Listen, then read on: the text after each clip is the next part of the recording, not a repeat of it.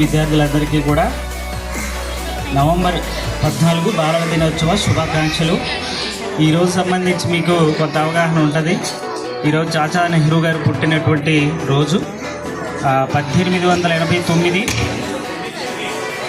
November 14న Motilal Nehru గారు స్వరూపారాణి దంపతులకు జన్మించినటువంటి నెహ్రూ గారు మరి భారతదేశంలోనే మొట్టమొదటి ప్రధానమంత్రిగా పనిచేశారని తెలియజేశారు ఇందాకే మీకు. ఏది ఏమైనా మరి బాలలంటే అతనికి చాలా ఇష్టం కాబట్టి ఈరోజు అతని పుట్టినరోజుని మనం చక్కగా జరుపుకుంటా ఉన్నాం.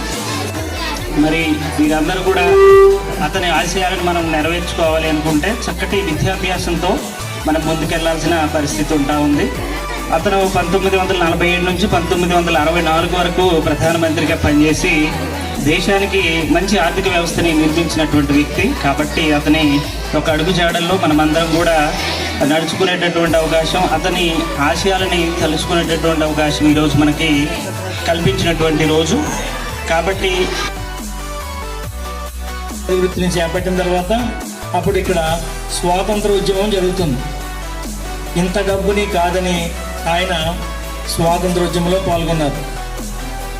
వాళ్ళందరికీ మార్గదర్శకత్వం వహించారు. గాంధీజీ గారి మొదటి అనుచరుడిగా ఆయన అనేక ఉద్యమాల్లో పాల్గొని ఎక్కువ కాలం జీవితకాలం అంతా కూడా ఆయన జైల్లోనే గడిపారు.